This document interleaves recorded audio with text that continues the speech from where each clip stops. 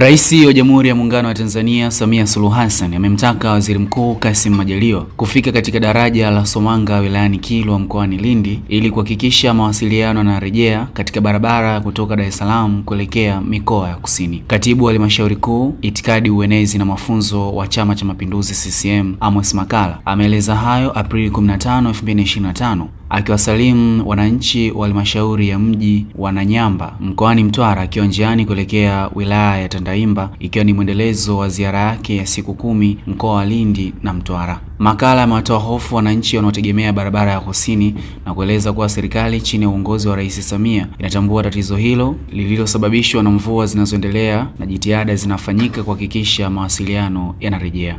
Hii ni News Update Media.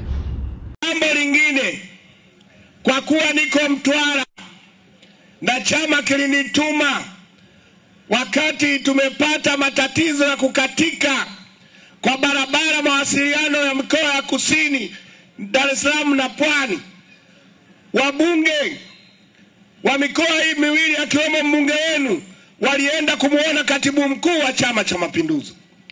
Ujenzi nilipita, niliwaelekeza, walikuwa site, walirejesha mawasiliano. Lakini pia nilieleza tuko katika kipindi kigumu, kipindi cha mafuriko, kipindi cha mvua. Tayari Dr. Samia Suluhu Hassan alishatoa fedha bilioni 100 kujenga madaraja hayo, na wakandarasi walikuwa site wanaendelea kujenga nguzo wakati mafuriko haya yanakuja. Bahati mbaya, jana usiku mvua zilinyesha nyingi sana. Maeneo mengine mawasiliano yalikatika kwa muda wa masaa, lakini asubuhi mawasiliano yamerejea na magari yameanza kupita. Ni watoe wasiwasi. Mwenyekiti wetu wa Chama cha Mapinduzi na Rais Dr. Samia Suluhu Hassan asubuhi ya leo amemwelekeza Waziri Mkuu Kassim Majaliwa kesho anatia timu pale ili kuhakikisha mawasiliano ya mikoa ya kusini yanarejea. Piga makofi kwa Dr. Samia Suluhu Hassan. Hii ndio dhana ya kwamba CCM ina wajibu na dhamana na wananchi wa Tanzania.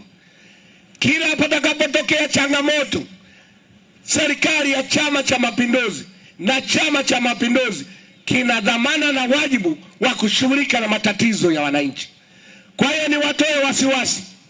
Serikali chini ya uongozi wa Dr. Samia Suluhu Hassan unalitambua tatizo linaloendelea ambalo limesababishwa na mvua zinazoendelea. Jitihada zinafanyika na mawasiliano kati ya mikoa ya kusini, wananchi wataendelea kupata usafiri wakati serikali inajenga madaraja ya kudumu. CCM oye!